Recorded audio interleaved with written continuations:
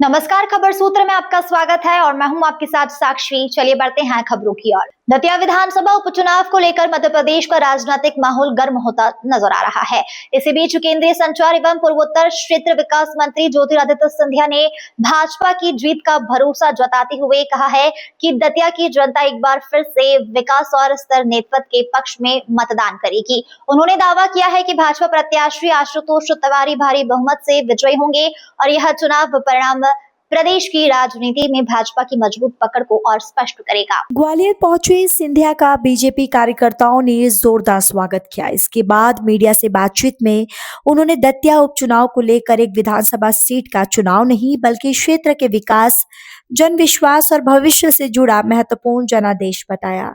उन्होंने कहा कि पिछले वर्षों में केंद्र और राज्य सरकार ने दतिया सहित पूरे क्षेत्र में सड़क, स्वास्थ्य, शिक्षा और बुनियादी सुविधाओं के विकास पर लगातार काम किया है, जिसका लाभ जनता को मिला है। सिंधिया ने विश्वास जताया कि मतदाता विकास कार्यों और सरकार की योजनाओं को ध्यान में रखते हुए बीजेपी के पक्ष में मतदान करेंगे। उन्होंने कहा कि प्रधानमंत्री नरेंद्र मोदी के नेतृत्व में केंद्र सरकार और मुख्यमंत्री के नेतृत्व में राज्य सरकार विकास को सर्वोच्च प्राथमिकता दे रही है, इसलिए जनता का भरोसा बीजेपी के साथ बना हुआ है। इस दौरान पत्रकारों ने जब नीट परीक्षा में कथित पेपर लीक और अनियमितताओं को लेकर सवाल किया तो सिंधिया ने स्पष्ट कहा कि परीक्षा प्रणाली में गड़बड़ी करने वालों के खिलाफ किसी भी स्तर पर नरमी नहीं बरती जाएगी। उन्होंने कहा कि केंद्र सरकार इस मामले को गंभीरता से ले रही है और जांच एजेंसियां अपना काम कर रही हैं। जो भी व्यक्ति दोषी पाया जाएगा उसके खिलाफ कानून के अनुसार कड़ी कार्रवाई की जाएगी। उन्होंने दोहराया कि छात्रों के भविष्य से खिलवाड़ करने वालों को किसी भी कीमत पर बख्शा नहीं जाएगा। दतिया उपचुनाव को लेकर राजनीतिक दलों ने प्रचार अभियान तेज कर दिया है। बीजेपी इसे विकास और जनविश्वास का चुनाव बता रही है, जबकि विपक्ष सरकार के कामकाज और स्थानीय मुद्दों को लेकर जनता के बीच पहुंचने में जुटा है। ऐसे में आने वाले दिनों में चुनावी मुकाबला और अधिक दिलचस्प होने की संभावना है।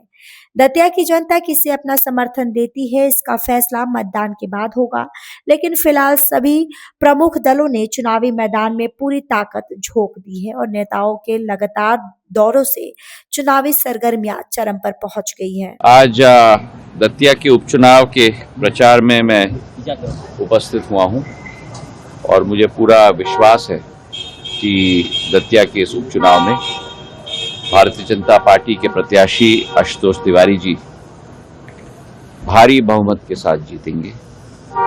ये विकास का चुनाव है, ये दतिया की माटी का चुनाव है और जो डबल इंजन की सरकार मध्य प्रदेश में और देश में दतिया के विकास के लिए कटिबद्ध थी, आज भी है और भविष्य में भी रहेगी, उस भारतीय जनता पार्टी का परचम दतिया की जनता संपूर्ण रूप से लहराएगी, इसका मुझे पूरा विश्वास है।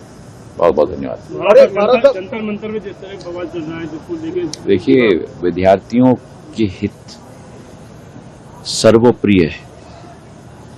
प्रधानमंत्री जी के लिए, सरकार के लिए, आपके लिए, मेरे लिए, संपूर्ण देश के लिए विद्यार्थी ही देश का भविष्य होता है।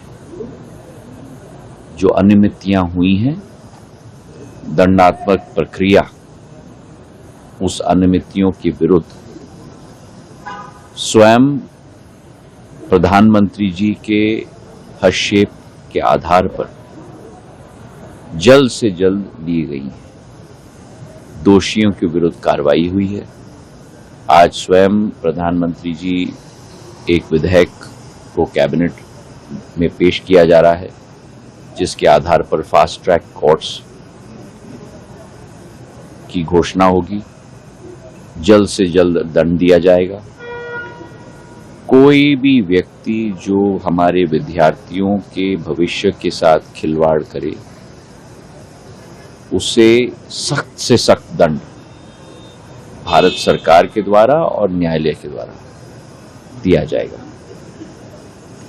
हमारे विद्यार्थी घंटों रात और दिन और रात पढ़ाई करते हैं। स्वयं की तरक्की के लिए केवल नहीं, अपने क्षेत्र की तरक्की के लिए, अपने देश की तरक्की के लिए उनकी हितों की रक्षा करना हर सरकार का दायित्व तो बनता है। और यही सोच और विचार प्रधानमंत्री जी ने स्वयं अपने उद्घोष के द्वारा भी अर्पित की। जो हुआ था नीट पेपर लीक, वो गलत हुआ था, इसमें कोई दो राय नहीं, और सख्त से सख्त कार्रवाई सरकार के द्वारा ली जाएगी। विपक्ष